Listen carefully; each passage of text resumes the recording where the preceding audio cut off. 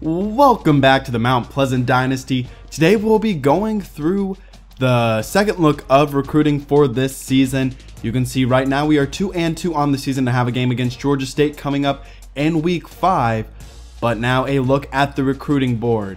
So you can see our top of the roster right now, it actually features 19 seniors on it. So a lot of players will no longer be on this team next year. We'll be losing a lot of key players like Terrell Byers, Markel Reyes, Kavika Watts, Leroy Red, Allen Harrison, Bryce Cotton, Jonathan Gibbs, and Kenton Watkins, among others. So a lot of good players and a lot of starters and a lot of the top of the roster.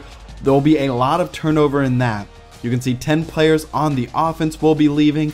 And one thing to note, next year we'll have 21 seniors, which is a huge number. Actually, I think that'll be 20 because John Moore is redshirting, and then 9 seniors on the defensive side of the ball.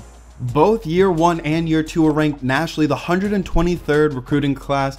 A lot of that was due to not the highest rated players in terms of star rankings, but also we didn't sign very big classes. This will be a big class, so hopefully I hope for a much better recruiting ranking.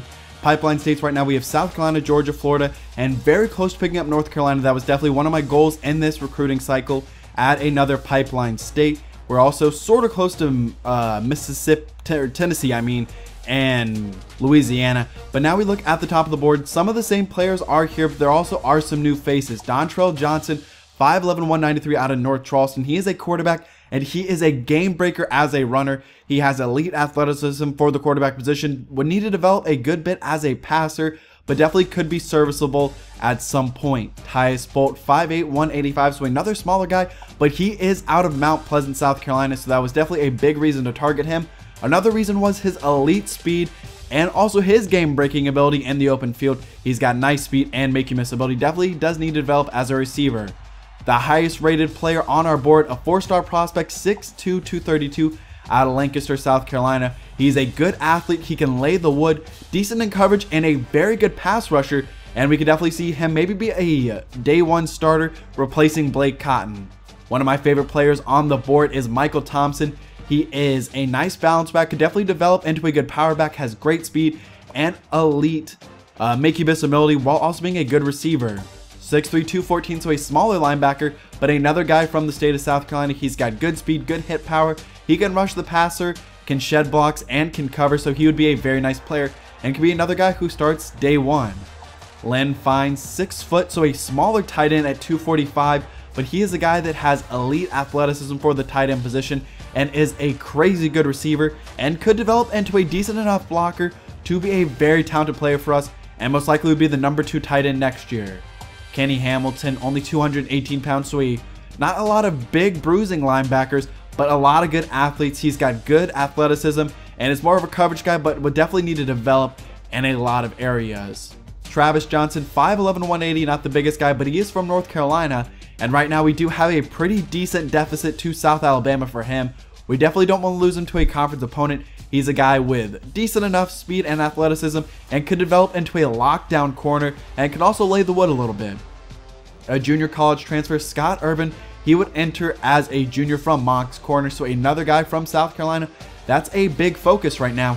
He is very athletic for an offensive lineman and has elite strength, is a good pass blocker and a good run blocker. The impact blocking is a little worrisome though, and he would probably start day 1 as well. Dustin Dixon from South Carolina, 6'2", 222. He is a developmental type of guy. He's a good athlete. He's a good tackler and definitely would have to develop a good bit in terms of coverage, but right now can rush the passer a little bit and has good block shedding. We'll have 2 corners now, 6'1", 190, James McDowell. He is from Louisiana. We have a nice lead over Louisville and some other good teams. He is looking for some playing time. He's not the most athletic guy, but can jump good. He can hit well, and also is similar to Travis Johnson in terms of coverage ability, and could develop into a very nice player. Justin Johnson, with nice lead over some SEC teams, and Clemson and Georgia Tech. You can see at 6 foot, he wants to stay close to home, and is a good enough athlete, good jumper, not nearly as good of a tackler as McDowell, but does have really good press coverage, the best press coverage of the 3 cornerbacks on our board. And the last guy is a developmental tight end, 6'4", 262 from Chapel Hill. He's not the greatest athlete, not the greatest receiver, but could develop into a good run blocker and good blocker in general, and might end up being a little bit of a receiver, probably not though. Then another guy, Sean Morris, Brad McCormick, and Ruben Dowdle. Both guys we're looking at, we need some interior line help and just defensive line help in general. Travis Henry, we need another receiver, and some other guys down the board. Junior college halfback, a couple of tight ends in case the ones we have on our board right now don't work out. Victor Torres, and a tight battle with some teams there. Dante White from South Carolina. Some corners, just some more options down the board in case some of the ones on the top of the board do not work out. Drew Vincent, 5'11", elite speed from him. And then some more interior defensive linemen.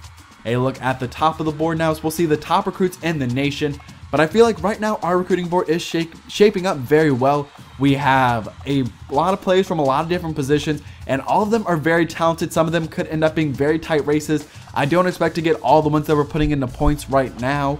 So hopefully we can get a decent amount of them and wrap them up pretty soon, because going into week 8 we'll have a drastic reduction in our recruiting points as we don't have that skill upgraded right now. So that's definitely something to keep an eye on. We need to finish up some of these recruiting battles. Right now I'm targeting maybe week 7 or week 8 for visits for all of them, as a number of them are getting close to wanting to visit. And so you can see our next game will be against Georgia State. They are 0-2, only 4.5 points per game right now. Their offense has really struggled. They've turned the ball over a good amount, but they have faced 2 good defenses in Kansas State and Iowa. So it will be a very interesting game, and hopefully we can get our second Sun Belt win against them. But I hope you did enjoy today's episode. If you did, please leave a like down below. Leave your comments on our recruiting class so far. What are some positions that you think we still need to target? And which of the players currently on the board are your favorites? Leave their names down below, and really what you think their potential is for our team. Subscribe for more of the Mount Pleasant Dynasty. Really trying to keep this series much more consistent than it has been. But I will see you for week 5 against Georgia State, looking for our second Sun Belt win in the Georgia Dome, 'cause I'm out.